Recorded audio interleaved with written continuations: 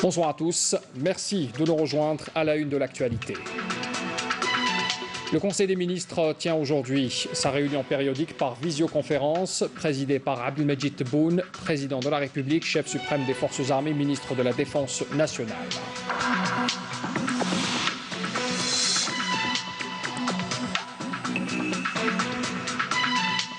Le gouvernement a décidé la levée totale progressive du confinement à domicile pour 19 wilayas et l'aménagement des horaires de cette mesure. Pour le reste des wilayas, on y revient en détail dans ce journal. Le président de la République, Abdelmajid Tebboune, a installé le professeur Kamel Sanhaji à la tête de l'Agence nationale de sécurité sanitaire. Quelles sont ses missions et ses objectifs? Pour en parler, nous recevons sur ce plateau, et c'est un grand honneur pour nous d'avoir le professeur Kamel Sanhaji. Il est l'invité de ce 19h.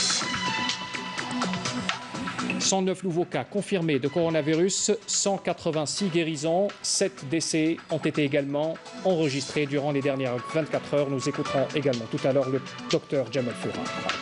Et puis donner son sang pour améliorer la santé dans le monde, c'est le slogan de la Journée mondiale des donneurs de sang cette année. Nous verrons un exemple ce soir des campagnes de dons de sang organisées dans les hôpitaux, mais aussi par le Croissant Rouge algérien. Voilà pour les titres de l'actualité. Bienvenue à tous. Le Conseil des ministres a donc tenu aujourd'hui sa réunion périodique présidée par le président de la République, Abdelmajid Tebboune, chef suprême des Forces armées, ministre de la Défense nationale. Alors, il faut rappeler qu'à l'ordre du jour de cette réunion figurent plusieurs questions relatives à plusieurs secteurs. Le secteur de l'enseignement supérieur et de la recherche scientifique, le secteur de la pêche et des produits halieutiques également concernés, le secteur des finances, de l'agriculture, du développement rural et aussi l'industrie et des mines qui figurent également à l'ordre du jour de cette réunion du Conseil des ministres. Le secteur du commerce a également été abordé et puis les derniers développements concernant la situation sanitaire liée à la pandémie du Covid-19 avec les derniers développements enregistrés, notamment la situation épidémiologique. Alors, il faut rappeler que cette réunion s'est tenue ce dimanche sous la présidence du président de la République avec bien sûr la visioconférence qui a toujours été donc retenue pour cette réunion.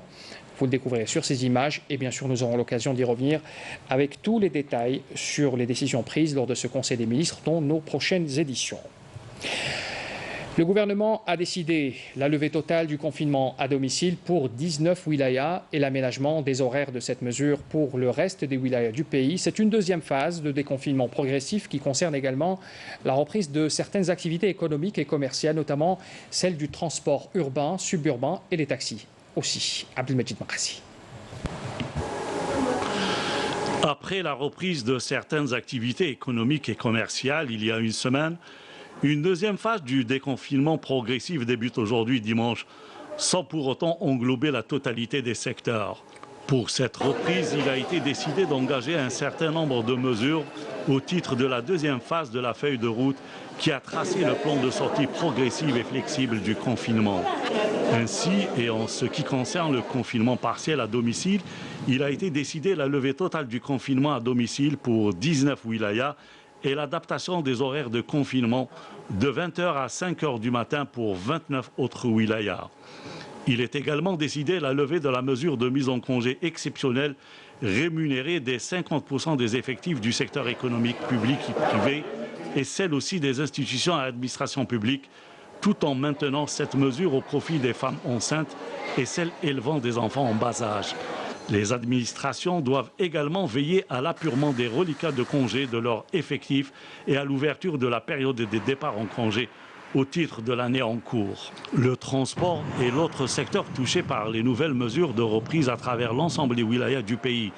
Les activités de transport urbain, suburbain de voyageurs par bus, par tramway et par taxi individuel sont concernées sous réserve du respect des règles de prévention et de sécurité prévues dans le protocole de lutte contre la propagation de la Covid-19. La reprise concerne également les activités de commerce et de services suivants: les salons de coiffure femmes, la vente d'effets vestimentaires et de chaussures, les auto-écoles et la location de véhicules. Par ailleurs, certaines activités telles que les débits de boissons en terrasse ou à emporter, les restaurants et pizzerias en terrasse ou à emporter, ne sont ouvertes que dans les 19 wilayas concernés par la levée totale du confinement. La reprise des autres activités sera examinée à l'issue de la sortie de confinement de la deuxième phase et seront tenant compte de l'évolution de la situation sanitaire et du degré de respect des consignes sanitaires par les citoyens.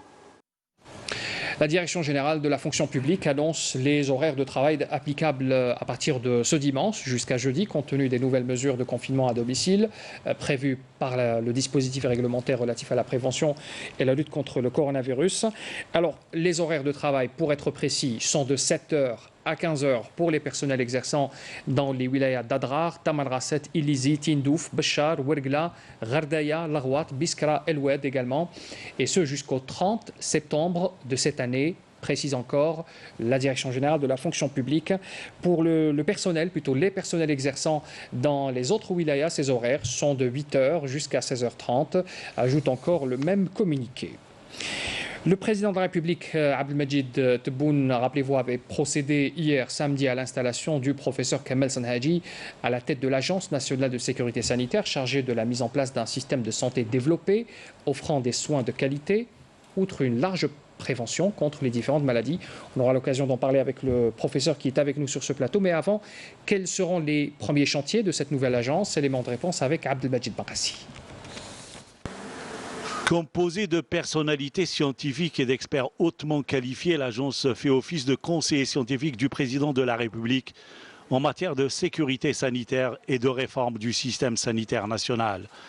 Ces missions consistent principalement en la mise en place d'une stratégie nationale de sécurité sanitaire, de concert avec les structures concernées et le contrôle de sa mise en œuvre, outre la coordination des programmes nationaux de prévention et de lutte contre tous les risques sanitaires.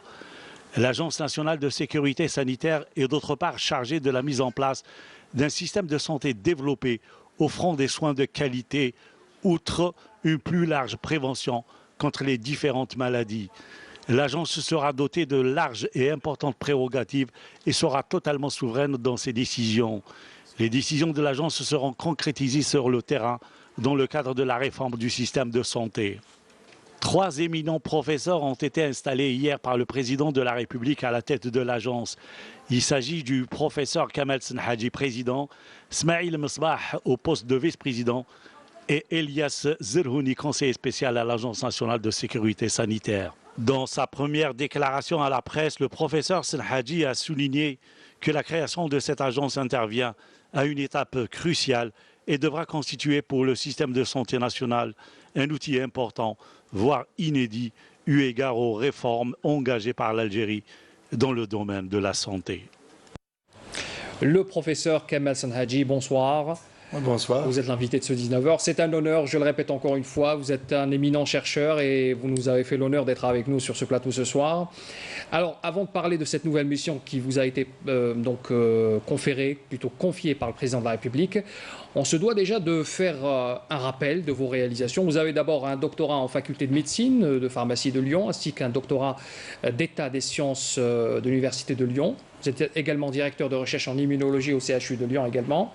Vous avez également obtenu un brevet d'invention, c'est important de souligner, pour le traitement génétique du sida. C'est votre spécialité, vous l'avez fait aux États-Unis.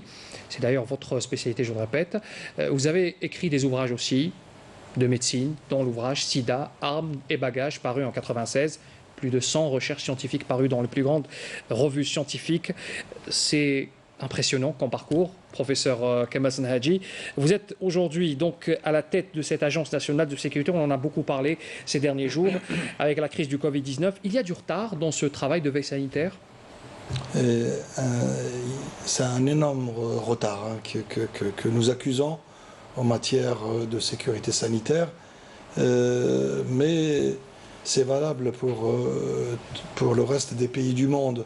La veille, la sécurité sanitaire n'a jamais trouvé sa place et les épidémies durant ces 20 à 30 dernières années se sont succédées et avec des profils épidémiques ou même pandémiques. Donc à partir de là, différents pays ont mis en place ce genre d'infrastructures de veille qui sont venus se superposer à d'autres systèmes de veille classiques et beaucoup plus anciens.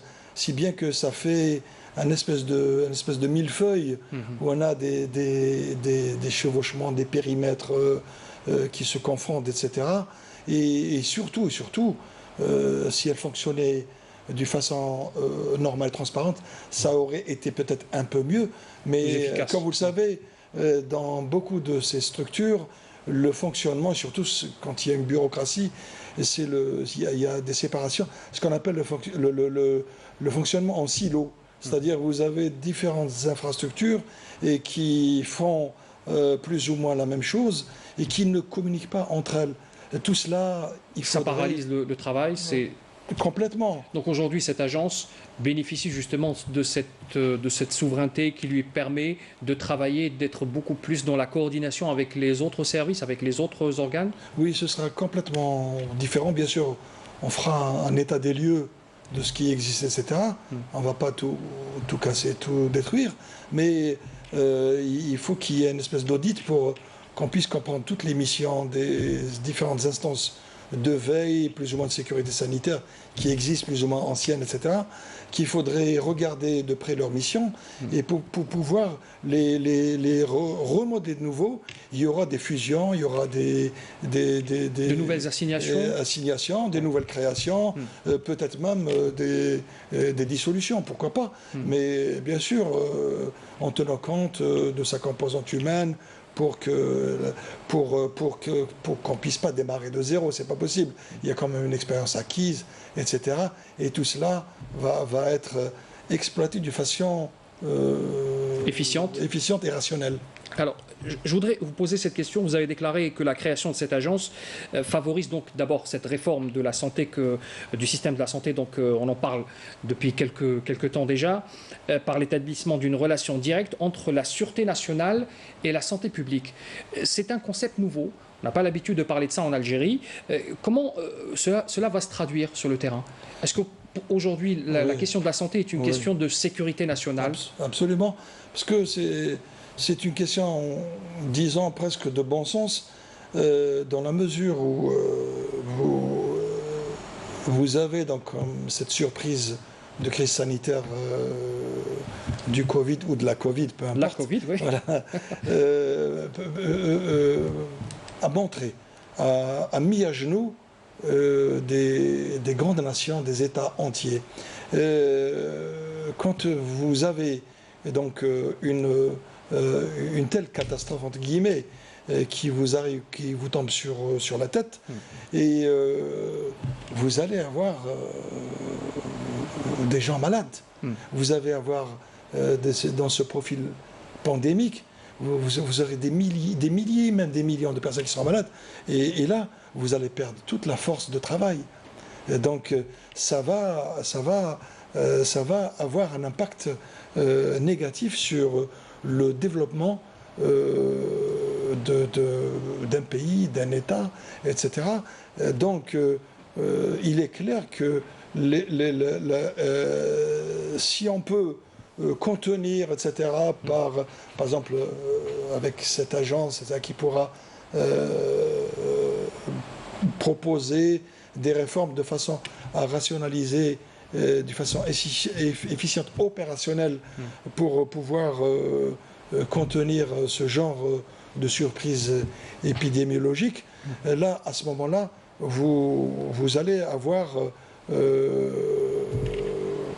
allez de vous-même observer que quand vous avez une bonne santé dans votre population, et c'est tout à fait normal, parce que ce qui nous intéresse, c'est la population, c'est l'homme, qui est au centre de cette opération, et à partir de là, vous avez vous allez sécuriser votre système, votre développement, etc. Justement, et ça grâce à la santé. Grâce à la santé. Voilà. Une dernière question avant de clore cet échange. le besoin de créer cette agence aussi, c'est d'aussi donner cette autonomie par rapport à une forme de dépendance peut-être à des agences internationales.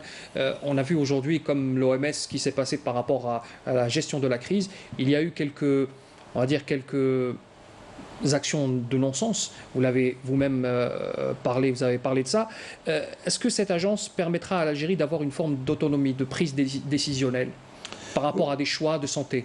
C'est indéniable, c'est même inexorable, parce qu'on a vu avec cette crise qui a paralysé le monde entier, on s'est trouvé bloqué, par exemple, je donne un exemple, pour fabriquer de la chloroquine ou un autre médicament. Donc nous avons la technologie, etc. Mais les matières premières qui rentrent dans la composition de ces médicaments, tels que la chloroquine, parce que ça pollue, parce que c'est de la chimie, etc., tout ça a été délocalisé dans les pays de l'Est, de Sud-Est Asie, en particulier en Chine. Donc, vous avez vu, quand la Chine s'est arrêtée, on peut fabriquer la chloroquine en Algérie ou ailleurs, parce que c'est simple, mais vous ne pouvez pas disposer de matières premières X, Y, Z pour que vous devez mélanger, etc., avec des spécialistes pour produire votre comprimé, par exemple, de chloroquine.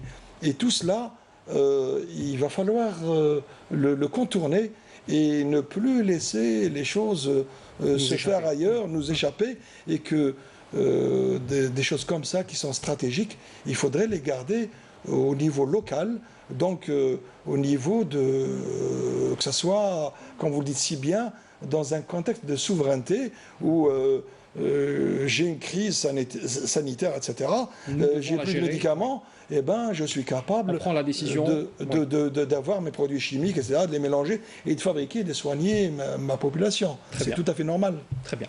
Alors, professeur Kamal Sanhaji, vous étiez donc l'invité de ce 19h. On vous souhaite bon courage dans votre nouvelle mission et on souhaite bien sûr beaucoup de courage aussi à tous les membres qui composent cette nouvelle agence, notamment les professeurs qui sont avec vous. Merci beaucoup. Oui, je voulais juste c'est-à-dire que là, alhamdoulilah, nous sommes entourés avec des individualités très très intéressantes qui sont disposées donc à nous aider, même si la composante totale, etc., et en santé était négative, mais les individualités sont très intéressantes. Et vous avez des compétences qui... Nous sommes aidés par des compétences, aussi bien le personnel médical, les spécialistes, les professeurs de médecine, aussi bien l'infrastructure qui gère la recherche en Algérie, telle que la Direction Générale de la Recherche, grâce par exemple au professeur Awara qui dirige cette institution.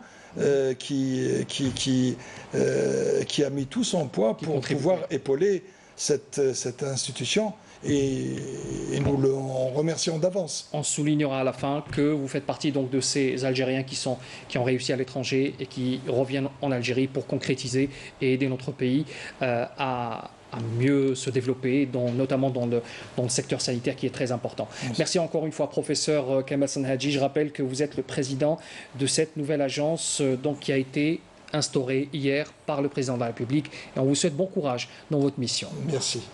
Alors tout de suite, nous allons parler justement du bilan du Covid-19 qui a été rendu public tout à l'heure par le porte-parole du comité scientifique de suivi de l'évolution de la pandémie du coronavirus, le docteur Jamel Foura. Je vous invite à écouter sa déclaration. Aujourd'hui, le dimanche 14 juin 2020, nous allons vous présenter un point de situation de la Covid-19 en Algérie depuis le début de l'épidémie à ce jour. Au cours des 24 dernières heures, pour les principaux indicateurs, nous avons enregistré 109 nouveaux cas, 186 cas guéris, 42 patients en soins intensifs et 7 décès. Avec l'enregistrement de 109 nouveaux cas, le total cumulé des cas depuis le début à ce jour est de 10 919, soit une incidence de 24,9 cas pour 100 000 habitants, et sachant que 11 wilayas n'ont pas notifié de cas au cours des 24 dernières heures. Pour ce qui est des décès, nous avons malheureusement enregistré encore 7 nouveaux décès, ce qui porte le total cumulé de décès à 767. Pour ce qui est de la répartition par âge des décès, nous voyons que 75% des patients décédés sont âgés de 60 ans et plus. Pour ce qui est des patients guéris qui ont quitté les établissements hospitaliers, leur chiffre à ce jour est de 7 606. Parmi eux, donc 186 cas sont guéris au cours des 24 dernières heures et ont quitté les établissements hospitaliers. Pour ce qui est des patients qui ont bénéficié du traitement selon le protocole en vigueur, leur nombre est de 22 282. Pour ce qui est des soins en réanimation, nous avons actuellement 42 patients hospitalisés en soins intensifs. Et pour terminer, nous rappelons toujours le respect des mesures barrières, en particulier l'utilisation obligatoire du masque de protection qui va permettre d'arrêter la transmission du virus en Algérie. Je vous remercie de votre attention. La compagnie aérienne nationale Air Algérie a organisé une journée de formation au profit des journalistes au Technopole Air Algérie pour présenter son plan de mise en navigabilité de sa flotte d'avions en prévision de la reprise des vols après la levée des mesures de confinement. Yamina Seiji, reportage. Suite à la suspension des vols passagers, Air Algérie a adapté son plan d'entretien pour faire face à la situation inédite liée à la pandémie du Covid-19. Ce plan est basé sur 5 principaux axes. Le premier axe était le stockage des avions et la préservation des avions selon les recommandations constructeurs. Le deuxième point, c'est on a profité bien sûr de l'arrêt de la flotte pour modifier notre avion, nos cabines. On a assuré aussi la maintenance programmée des avions parce qu'avant le Covid, il y avait des chantiers qui sont lancés. On a assuré la maintenance pour nos clients, Tassili et l'Indienne. Et on va terminer par le déstockage des avions. La direction générale de la compagnie nationale aérienne, en collaboration avec la division maintenance, ont mis en place toutes les mesures nécessaires pour la préservation et le stockage des avions, selon les recommandations des constructeurs. Le jour de la reprise, tous les avions seront en état de marche.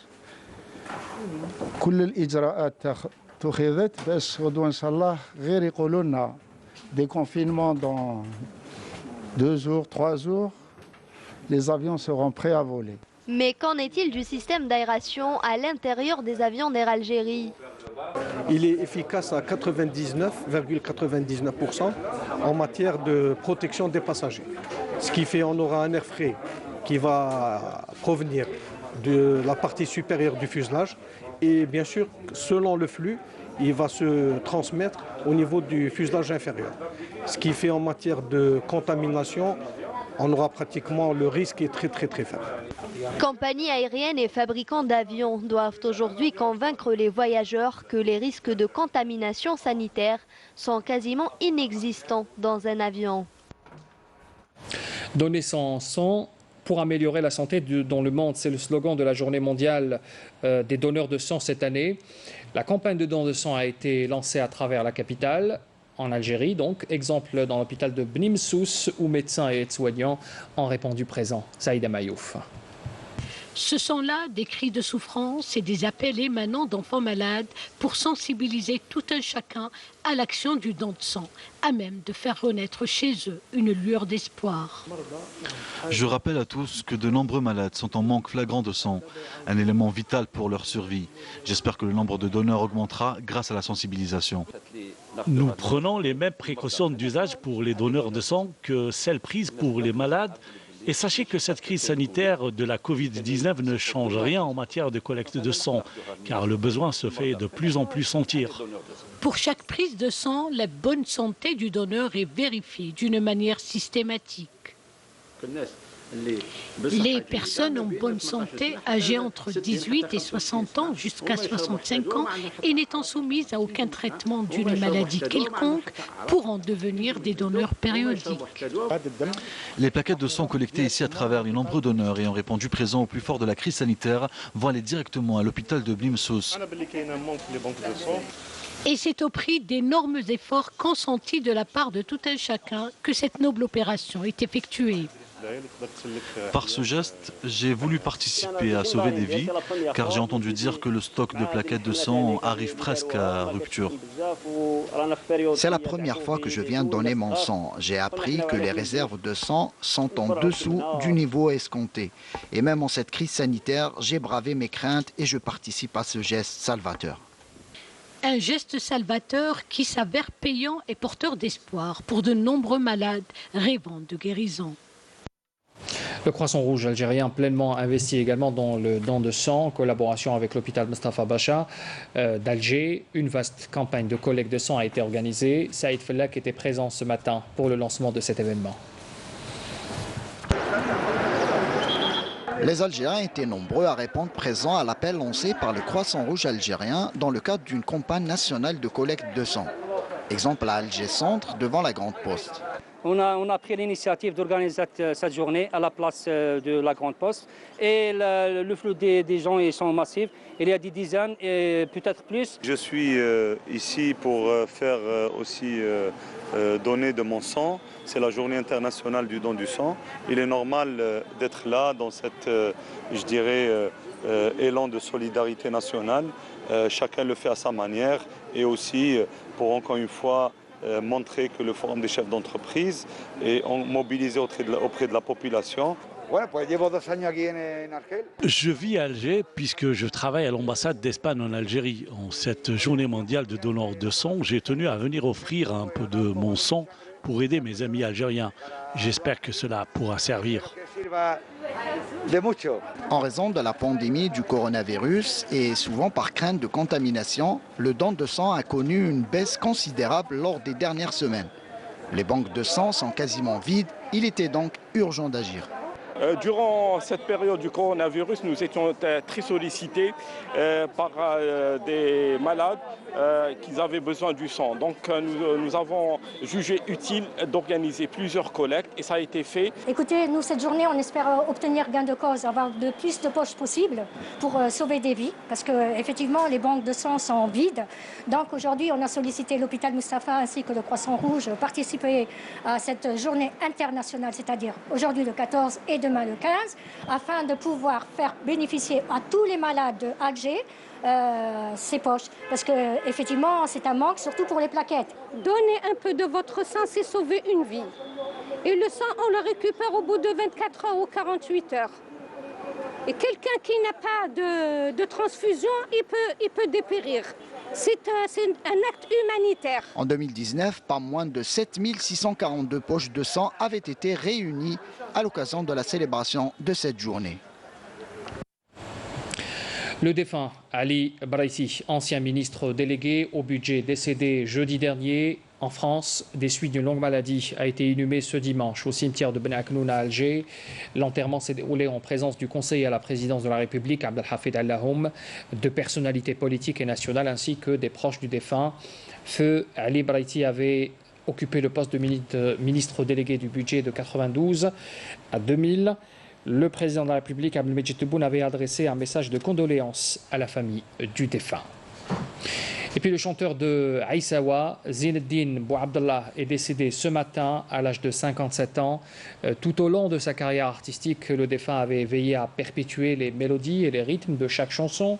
Son portrait est signé ce soir par Smaïl Belkaidia. Il était l'un des derniers cheikhs de la confrérie des Aïssawa de Constantine. Zineddine Ben Abdallah a laissé derrière lui un riche patrimoine artistique musical. Artiste ouvert sur les autres genres musicaux, Zineddine jouera un grand rôle dans la préservation du patrimoine spirituel de la confrérie Aïssawa.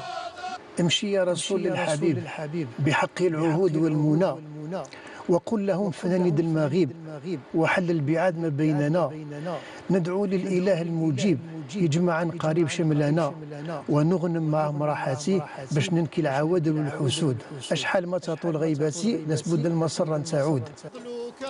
Tout au long de sa riche carrière, il était un fervent défenseur de sa ville natale Constantine et de sa culture qu'il valorisera à sa manière. Ce que Constantine a acquis, c'est un acquis. C'est un acquis pour la ville de Constantine. Et on va parler de ça dans les années à venir et pour les générations futures. C'est pour cette raison que j'étais fier de vous le montrer, et parce qu'après un certain temps, tout le monde va se mettre à chercher, à fouiner, oui, qui a fait quoi. Mais exactement. Zineddine Ben Abdallah nous quitte à l'âge de 59 ans sans avoir eu le temps de donner la plénitude de son immense talent. Allah yarhamou.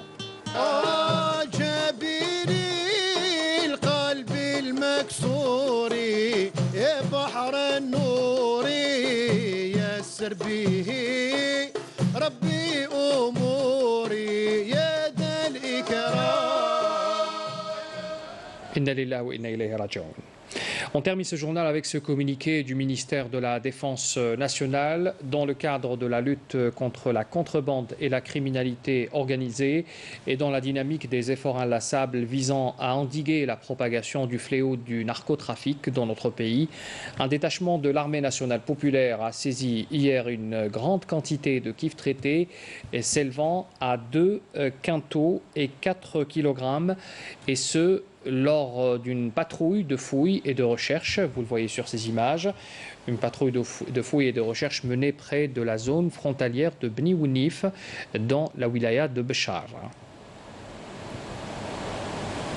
Et puis dans le même contexte, un détachement de l'armée nationale populaire a arrêté en coordination avec les services de la Sûreté nationale à Oum el-Bouaghi 3 narcotrafiquants et saisi 5 852 comprimés psychotropes et un véhicule touristique, tandis que les éléments de la gendarmerie nationale ont saisi 13 quintaux de tabac à Biskra. Par ailleurs, un détachement de l'armée nationale populaire a intercepté à Borj Beji Mokhtar, en 6e région militaire, 5 individus et saisi 4 véhicules tout-terrain, 15,24 tonnes de denrées alimentaires et 880 litres de carburant destinés à la contrebande, toujours selon le même communiqué du ministère de la Défense nationale. C'est la fin de ce journal. Merci de l'avoir suivi. Les adresses pour les replays et l'info en continu s'affichent au bas de votre écran. Très bonne soirée à tous. À demain.